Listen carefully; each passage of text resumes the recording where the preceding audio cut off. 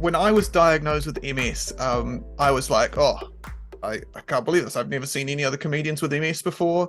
This is tough. And I talked to my friend who was Australian, and he was like, no, Tim Ferguson's got it. You're all good, mate. It'll just be you two. So without having even met each other before, you've actually been very helpful to me in my MS journey. So thank you for that. Well, that's always been first in my mind, Sam, when I heard that you were diagnosed. Yeah. And for anybody who hasn't been diagnosed, you should be feeling a little bit out of the club right now. You should be feeling a little bit less than yourself. And the reason why your life isn't working as it should, dear listener, is because your own natural stupidity and laziness have collided with nothing. So they're thriving.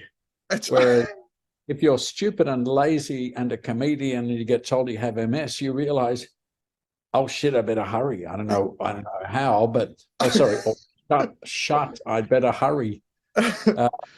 And it does give you a bit of focus. So if you haven't got multiple sclerosis, I'm really sorry for you. I just hope that some other disability comes up and reminds you that life is shorter than you think. Yeah. It's so true, isn't it? Like, it really makes you go, oh, I really need to get those things that I wanted to get done. Yeah, and look at us. We do.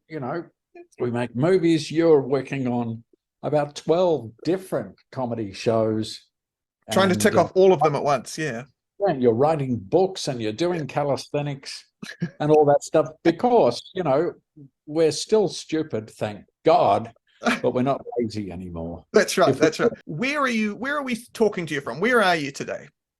I'm in my lounge room at house number 4 in Sydney.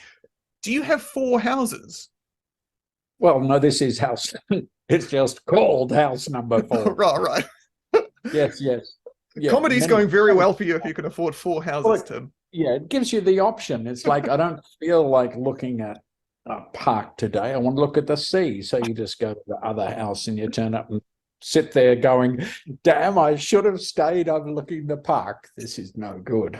It's World MS Day coming up. The theme is connections. And I thought, do you know who I want to connect with? All the comedians in the world that have MS. Am I allowed to swear on this podcast?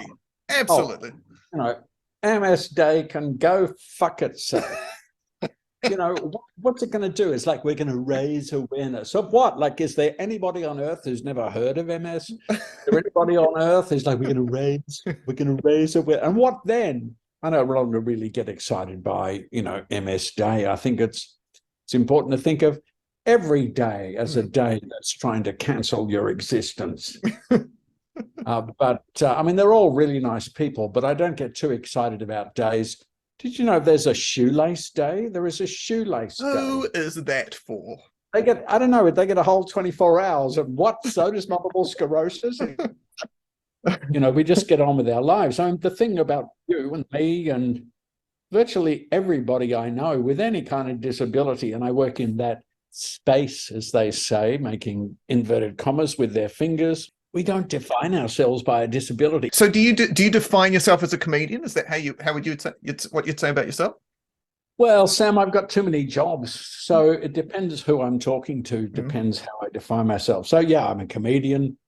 I write and direct movies. I teach people how to write narrative comedy for films or sitcoms or web series or plays or whatever it is.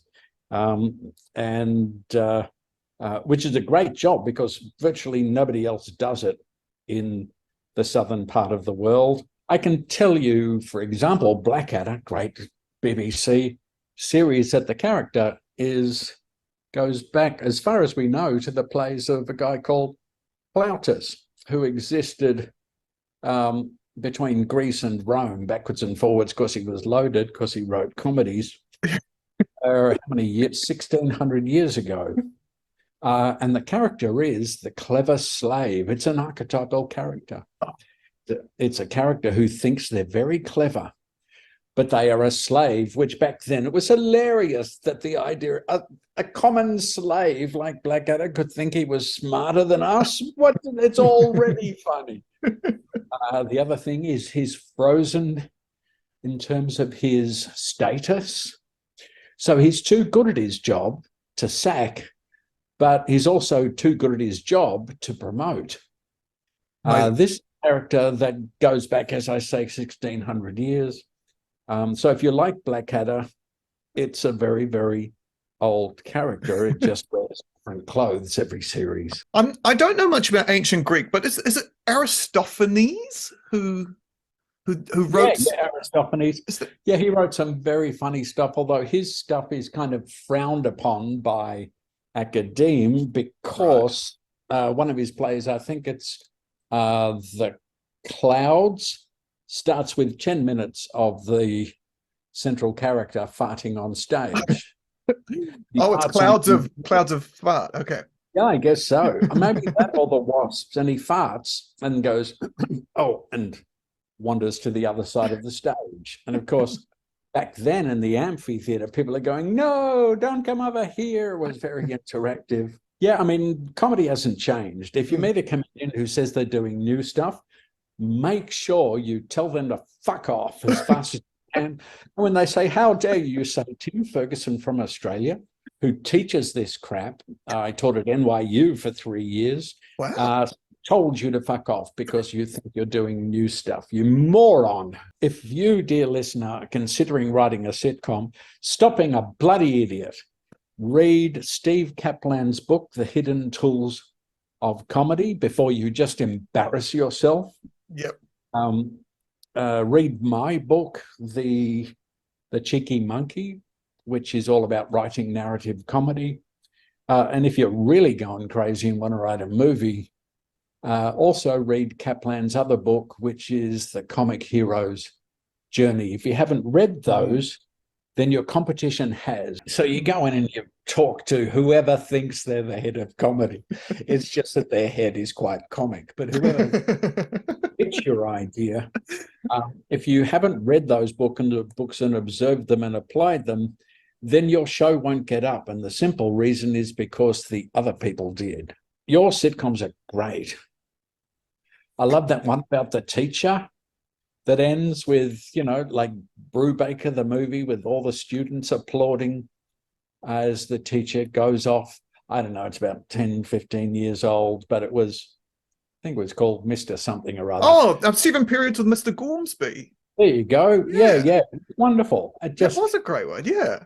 Had so much heart, and it was, fun and scary and all the things comedy should be, and based upon principles. The people who were writing that weren't idiots. They knew they were standing on the shoulders of giants, because no one pulls that out of their butt without knowing what they're doing. Danny Mulheron, I think, wrote that. I went to university with his daughter, so that's another reason. New Zealand is so small, so everyone knows everyone who's done everything on that. I'm writing a book which is only out of fury, which will be coming out next year. Great. Called Stand Up: How to Write It, Perform It, and Make It Your Career. And I'll tell you why. Because there's this thing in Australia called the RAW competition, RAW, which is where, say, a local pub gets a whole bunch of newbies and everybody does their own 5 minutes. And then a couple of dickheads from local radio go, oh, I thought she was great. Because they laughed, as opposed to being able to say, this wasn't my style and it's not my topics, but it was a really confident and adept use of writing principles. And so, but what it's done to stand up, and I'm sure New Zealand's going through something similar, is that it means that everybody starts their comic career with a 5-minute routine. Now, this is very different. I know I must sound like a really old man when I say this, but things were much harder back then because you had 20 minutes and you had to be funny for 20 minutes, as opposed to everybody's funny for 5 minutes. Yeah. And what happens is people are told, just talk about your own life, yourself, and, your family or your work or whatever it is. And so immediately comedy narrows So you throw out polemic comedy, you throw out satirical comedy, you throw out characters like Paul Foote, who does absurdism. Oh, it's amazing. 2,000 people do this raw competition every year. A lot of them are coming through. But when you say, how about 10 minutes? It all falls over. Because it's like, well, I can only talk about how difficult it was growing up being insert whatever it is, identity here. And identity comedy can be good, but not if every comedian on the bill is coming out and saying, speaking as a insert identity here. Yeah. Yeah, so you get no Paul Footes, you get very few groups coming out. What it needs is people to know more about different strategies that will make people laugh. Are there things that you're into at the moment? Are there things that you are excited about? Oh, in comedy terms? Yeah. No, I'm too busy to watch TV. But, all funny stuff's happening. Yeah. I mean, all comedy should in some way tread on toes, get too close to the bone, talk about stuff that shouldn't be talked about. Because if it's not, what is it? It's just somebody saying, oh, my mum, I tell you what, she keeps trying to feed me. Oh, and whenever she says lamb roast, I go running. It's like, fuck off. Originality, that's what you're saying. And that's so hard to do now, where everyone's basically copying each other. It's not so it's even worse than originality. Because originality is, it's great, it's useful, it's fun. It's more described as distinctiveness. If you're a comedian and you're on a bill and you've got to do your 5 minutes, you want to be distinctive. Yeah, right. So maybe you talk about the same shit that, your mum's cooking lamb for dinner, but you do it in a way using principles and patterns and rhythms and techniques that nobody else is using because they're all following their noses. So there's writing stand-up. There's broad comedy principles. What on earth could they be? What's a broad comedy principle? Is this guy out of his mind? There are no broad principles. Apart from things like juxtaposition and reversal. Apart from juxtaposition and reversal, okay, right, there's confirmation of character, confirmation of topic. Okay, apart from those, there are paradoxes. All right, okay, and then there's Munchausen's trilemma. I haven't heard of that. Munchausen's trilemma. You know that Munchausen book, there is a scene in it where Munchausen is on his horse and is bogged in the marsh.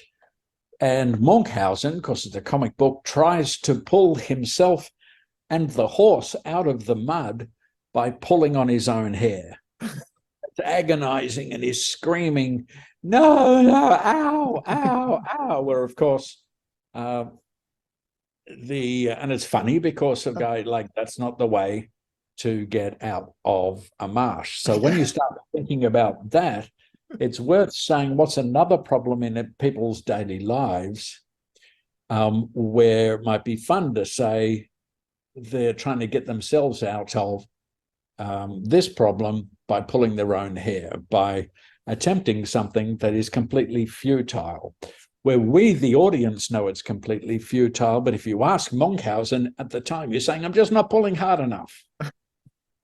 And once you play with that principle, you have a whole bunch of things that can become little paradoxes. Or there's a self-referential joke type, which works three ways, Sam. You'll know the jokes. I mean, there's one which is just a confirmation, which is, I wanted to be a sex addict, then I thought, fuck that. Okay, so that's what sex addicts do. Or you can have a negation. What's this from? I think this is from Buffy. I tried to be patient, but it took too long. So then you're negating it. But then there's the paradox, which works in a couple of ways. But one is that You say two things that cannot work together. Each one is valid, but together it doesn't work. Like Barry's joke, who was a basketball player. Nobody goes there anymore. It's too crowded. Like Arrested Development, the TV show, has got heaps of those. Like, oh, look at those homosexuals. They're so flamboyant. Just makes me want to set myself on fire. Oh, I love that woman. Yeah. But also there's the inescapable conclusion joke type. This is where you set it up and give the audience like a little bit of sugar so they think, oh, hang on, there's a way out of this.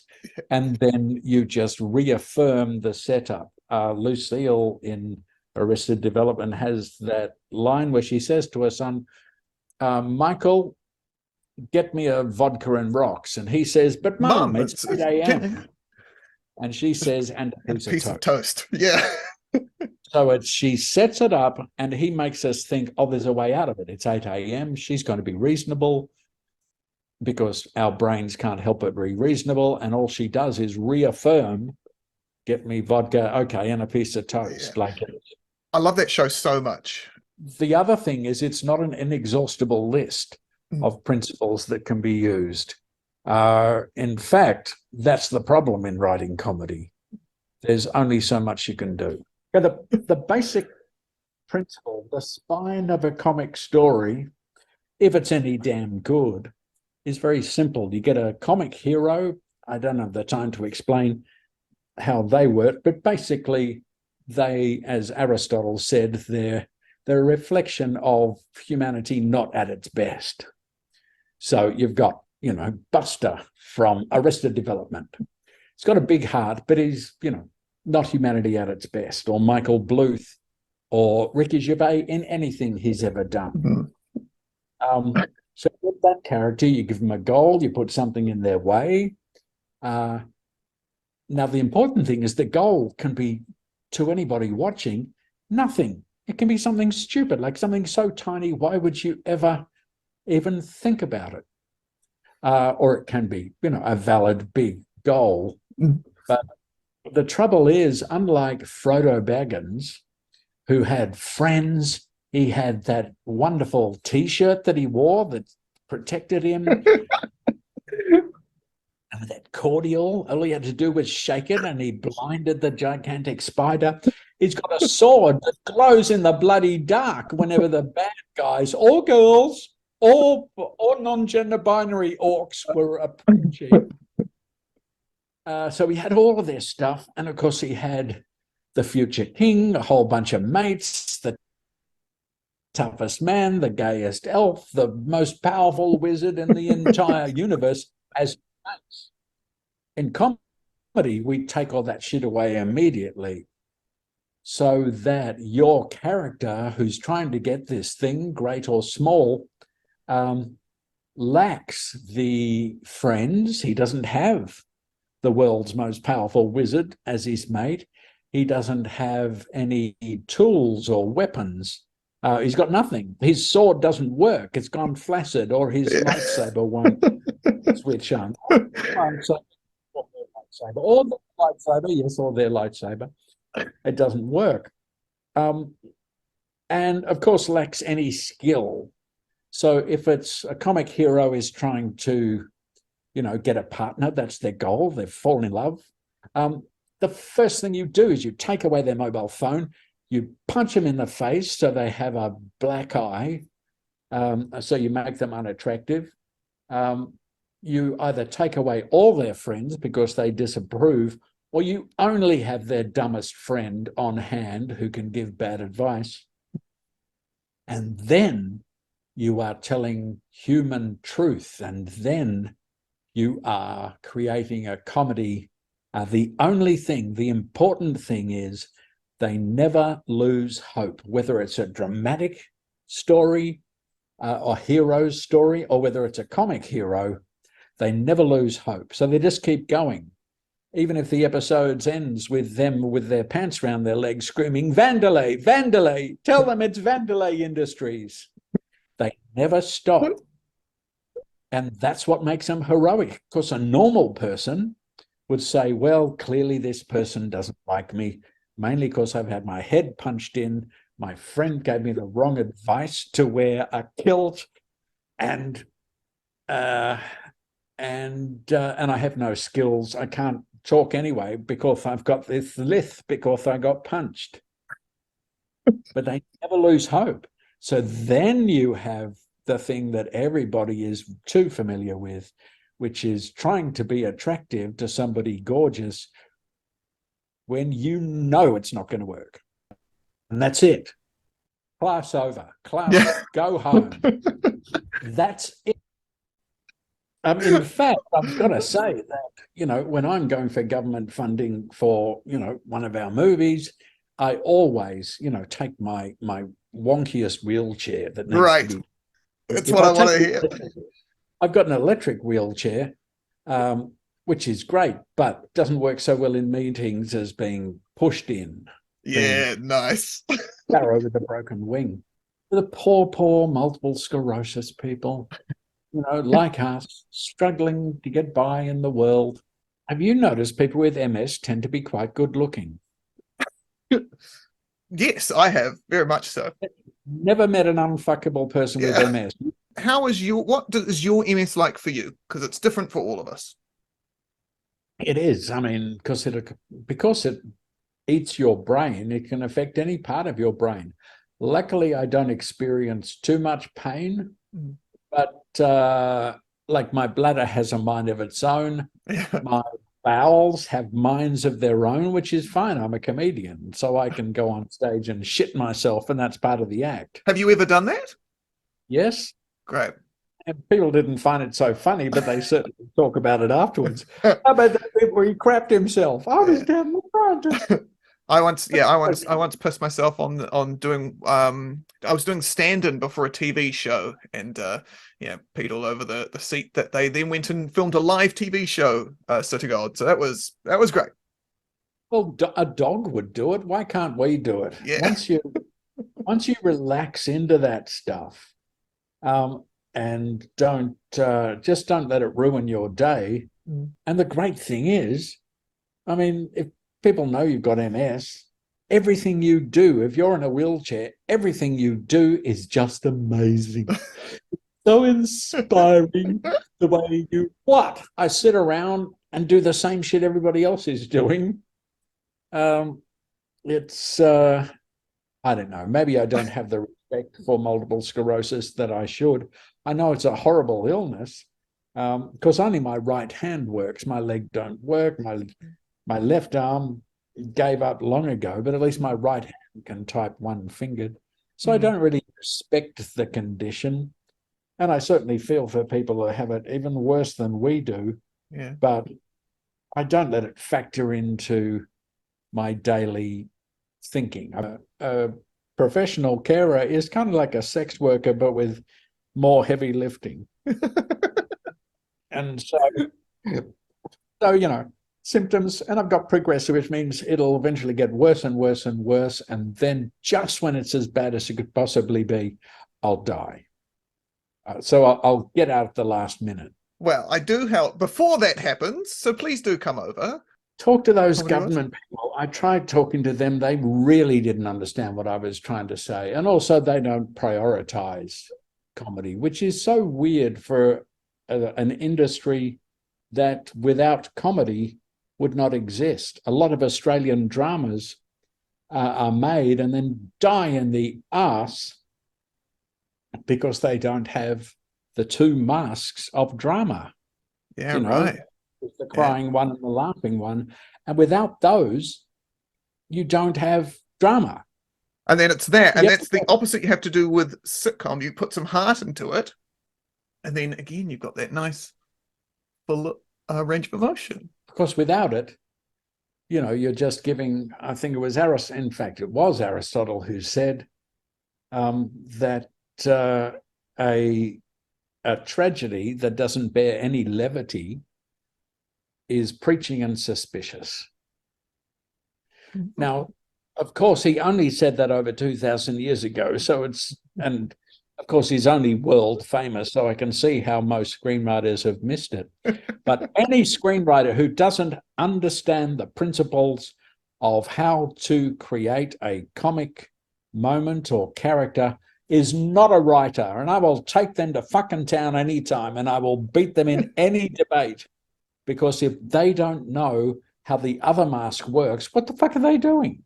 I love nerding out about comedy, and it's so nice knowing, just to get all a bit lovey-dovey about it at the moment, it's so nice knowing that there you are on the other side of the ditch from me.